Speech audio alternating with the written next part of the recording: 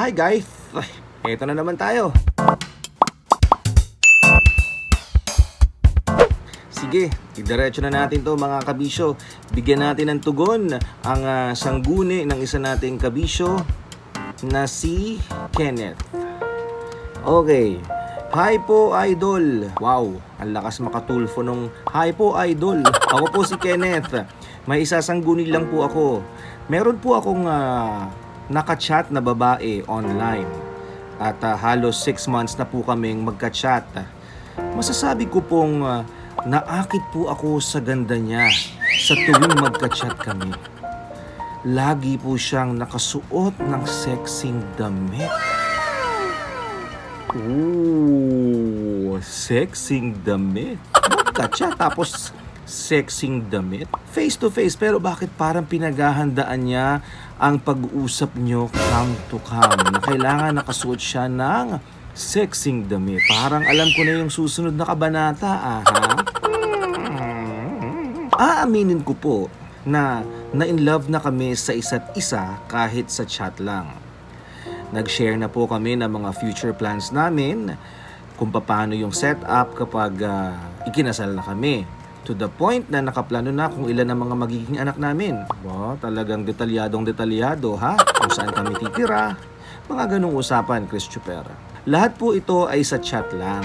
Until one day, nagplano na po kami na magkita ng personal. Nagkita po kami sa SM North EDSA. Saan doon? Sa may gilid ng escalator, malapit sa may Jollibee. Okay. Sobrang bilis po ng tibok ng puso ko noon, Christopher, kasi excited akong makita siya. So eto na nga po. Nagkita na kami. Hindi naman po sa hinahamak ko siya, pero parang disappointed po ako dahil hindi po na-meet ang expectations ko.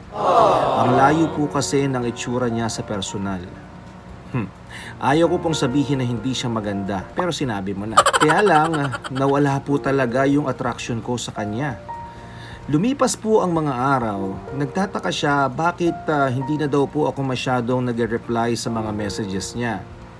Hindi na din daw po kami nagbi-video call. Sabi ko yung mga video call na yan Minsan merong hindi magandang na idudulot yan Gusto ko na pong tapusin at sabihin sa kanya na hindi ko po talaga siya gusto. Ano ang gagawin ko, Christopher? Tulungan niyo po ako. Saya no? Saya na may ka-chat. Ang saya na may ka-video call. Okay, may mga missing portion dito. Hindi mo lang kinawento sa akin kasi feeling ko, censored na. Ang point dito is, gusto mo nang sabihin sa kanya na hindi mo siya gusto dahil hindi na meet yung expectations mo.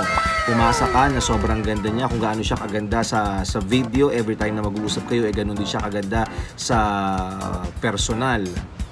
Alam mo, mababaw yung pagtingin mo sa kanya. Hindi pagmamahal yung turing mo sa kanya. Yung sinabi mo sa kanya, aaminin ko po na in love na po kami sa isa't isa. Hindi true love yun, Kenneth. Kasi pag true love, hindi ka titingin sa cleavage. Woo! Hindi ka titingin sa sexing damit.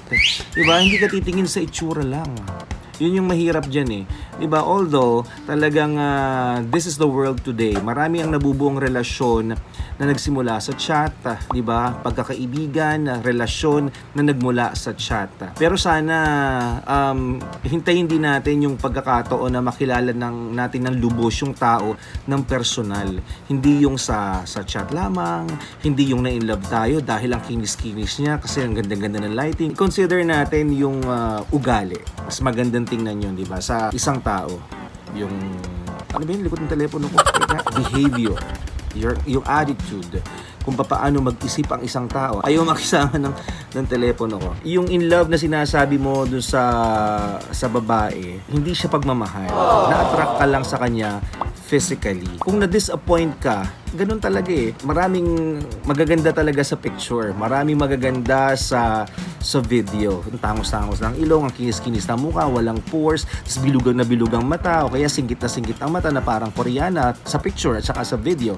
Pero pag nakita mo ng personal, halos parang malayo. Yung sinasabi natin dito, sana wag tayong basta-basta nag-invest ng feelings nang hindi natin nakikita, nakakasama ng matagal, nakakausap ng personal yung tao.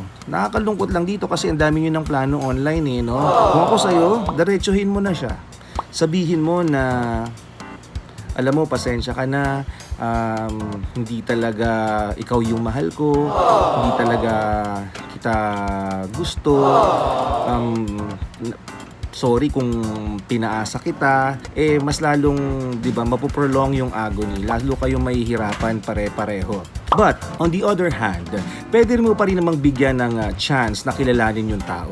Maaaring siguro nung una kayong nagkita sa mall, na turn off ka, hindi mo nagustuhan yung tsura niya, pero pag nakilala mo naman pala ng matagal yung tao, ma-in love ka na ng totoo, di ba? Pwede rin yung aspetong yun. So, nasa sayo ang desisyon. Binibigyan lang kita ng option, but it's your call. Lobat na ang cellphone ko, namamatay na, tapos maingay pa yung nasa gilid ko. Quiet, please. I suggest you talk to her in person, pag-usapan nyo ito puso sa puso, mali mo makakitaan mo pa ng ibang magandang aspeto yung tao, di ba? Mali mo mayaman. Kilalanin mo pa siyang mabuti, baka naman, di ba? Matutunan mo rin siyang mahalin sa ibang aspeto ng kanyang pagkatao. O hala, sige na. Until next time mga kabisyo, good luck sa'yo. Hanggang sa muli. Bye-bye. Always your number one. SM Radio Station.